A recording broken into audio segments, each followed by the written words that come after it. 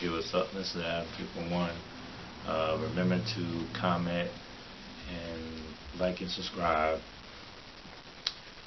Yeah, today I'm gonna talk about like trans people. Um, what I'm noticing from trans and people who are gay or people who are straight or whatever, um, being trans, gay, whatever, that doesn't make you special, you know. Um, what I'm noticing that is people focus way too much on just being a certain title and being a certain thing, but not really being a good person or a decent person. I mean, you ain't got to be that great, but being nice or doing something for people. I mean, because I'm noticing that, people, because the trend now is, being trans or whatever, because I guess it's like brave. It's like, how is that brave? I mean, it's like, um, it's like people have took too much emphasis on not doing anything anymore.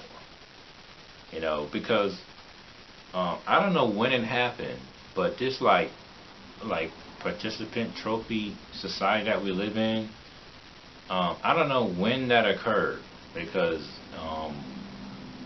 everybody thinks that they're special because this, because gay, because feminist, because lesbian, because trans, because black. I mean, because like that doesn't make you special. What makes you special was the things that you do. If you said, okay, yeah, I helped out somebody today, I helped somebody in my family today, I helped out myself today, that's what makes you special. Saying you trans, that don't really impress me or impress anybody else. So that's what I have a problem with the feminists and all these people is that, they're not doing anything that great. They're not doing anything great. Going out there yelling in a megaphone all day about trans rights and gay rights, you haven't done anything. You haven't changed the world. That's what I call like passive thinking or passive doing. Like you didn't do anything. Saying like I'm trans. Hey, guess what? I'm trans. Like you didn't make the world a better place because you said you was trans or you said you was gay or straight. You're not special because you're straight or you're gay or you're trans. You're special because the things that you do, the things that change the world. Saying we need to fight for trans rights and we're gonna fight for what? You're not doing anything. Like, are you going to places where there's gay people that are being oppressed and you're helping them out? No, you're just saying that you're fighting for gay rights. I mean, what rights do gays not have anyway? I mean, what rights do blacks or whites have that we don't have, like women or whatever? We have, think about it though, our life is so privileged that a woman can, this is a good example, our life is so easy and privileged that a woman can go outside topless and nothing happens to her. She can protest topless and nothing happens to her. I don't know, that's pretty privileged, man. Another thing, here's another one. Let's see. A woman can go out on a megaphone and talk about women's rights and equality and nothing happens to her. Yell all day for hours about women's rights. Women's,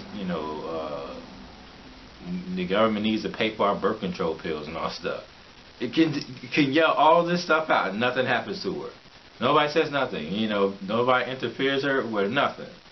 Can you imagine trying to do that in Syria? I mean, can you imagine? Just imagine a woman who's topless, doesn't have a scarf on, and with a megaphone shouting, "We need women's rights. We need women's equality." Man, I'll chop that lady's head off right there, man. That's how privileged we are. We can say all this crazy stuff. People can say that they're trans dolphin, trans cat, transracial, trans-black.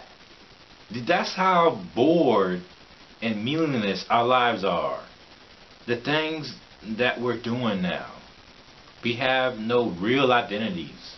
We don't even know our original identities. That's how bored and unhappy people are.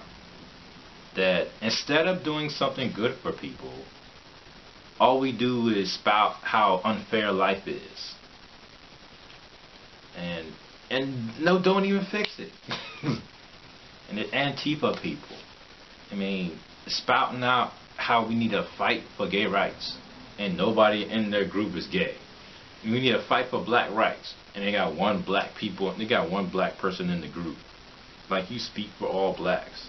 Another problem is they're like the what Jordan Peterson would say, the devouring mother. They act like they're people's mother or something, like they have to speak for everyone. How about do for everyone? But the most respect you can do for someone is to let them do it. Let them do it for themselves. Let people find out who they really are themselves. You know, you ain't got to tell nobody what to do. Like, you ain't got to listen to what I got to say. If you don't want to. But, you know, you still have to find out who you really are, which is your original self. I respect a trans person more if he wants to pretend to be a woman. As long as he knows he was born a man, then I respect you. But I'm not going to indulge in your illusion by calling you a woman and you're not. You wasn't born a woman. You might look like a woman, but I ain't gonna call you a woman if you're born a man. Vice versa. So we focusing too much on like feelings and emotions and try to get everybody to like us, and thinking that we're special and then we're not. We haven't even done anything. All we're doing is just talking. We talk too much. Talking is cool, and talking is okay, but after you talk, you need to do. That's what I say. Like, but even Black Lives Matter. Don't try to compare it to Black Panthers, because Black Panthers actually built some stuff. Black Lives Matter is a joke compared to. Matter of fact, name one member of the Black Lives Matter movement is a threat. Name one that the cops or the CIA or the government tried to kill. You probably can't name one. That means there ain't no threat. Name one person in the feminist group that the government, CIA, FBI tried to kill. You can't name one. That means there ain't no threat. So if your movement is no threat, ain't nobody trying to kill you, then you ain't doing nothing.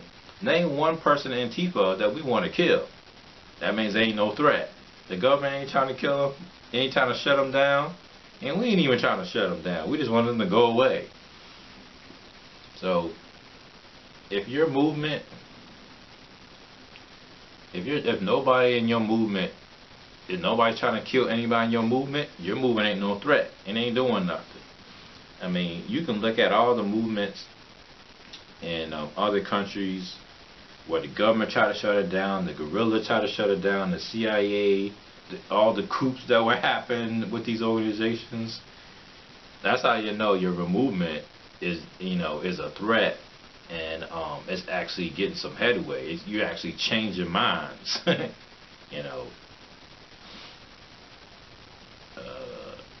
Because they were trying to kill Nelson Mandela and his wife and all the people, because he was a threat.